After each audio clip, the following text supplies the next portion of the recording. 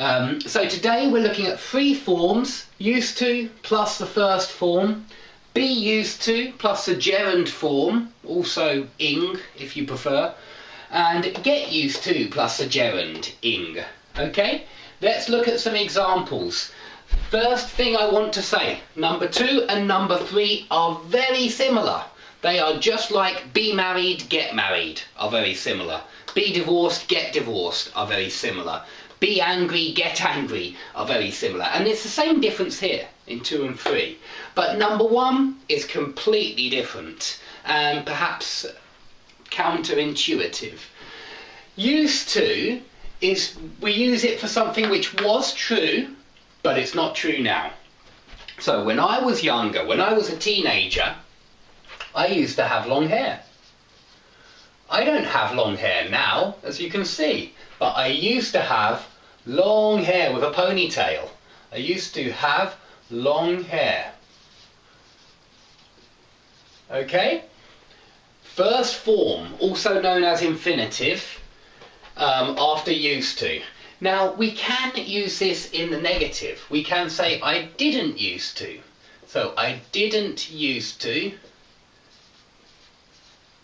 Now, it's just like past simple. Didn't, use the infinitive, so no D. I didn't used to have children. It's true. Now I have children, but I didn't used to have children. So again, this was true, not true now. But I can say it with many different things. I can also, when I was a boy, I played rugby. I don't play rugby anymore. I was in the middle of the scrum, the hooker. So I used to play rugby.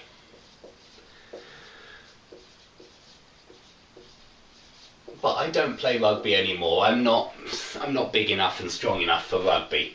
Okay, so we still use the infinitive. Used to have infinitive, I used to have infinitive. Okay? This is very different from 2 and 3. Please don't mix them up. If you mix them up, you'll make mistakes. Now, the biggest difference is what happens after used to the verb. After used to, the verb takes infinitive. After be used to, the verb is gerund. Now, this be used to means be familiar with. So, I live in England. I am very familiar with England. I am used to living in England. I'm used to living in England. I'm used to living in England. Okay?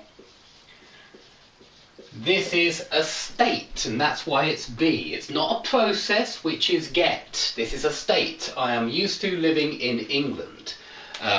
I'm not used to, what am I? I'm not used to driving. I don't drive, I don't have a car. So I'm not used to driving at all. I'm not used to driving. Yeah, I don't have a license. I'm not used to driving at all. So these are states, okay? These are states. Something which I'm used to teaching English. I've been doing it for a very long time, and so I am familiar with teaching English. I'm used to teaching English to foreign students, to Russian students really, because most of my students are Russians, and they always have been. Okay, get used to, it's the process of starting to be familiar with something.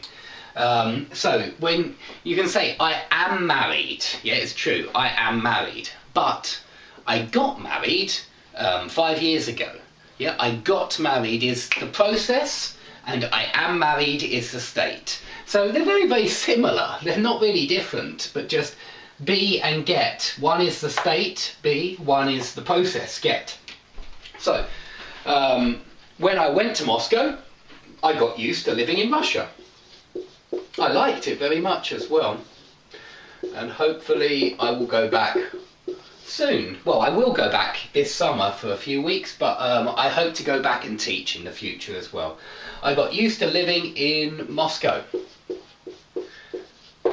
but we can use it with other things, perhaps something I'm in the process of getting used to. Then I would use present continuous because it's not finished, and so I'm getting used to my new house.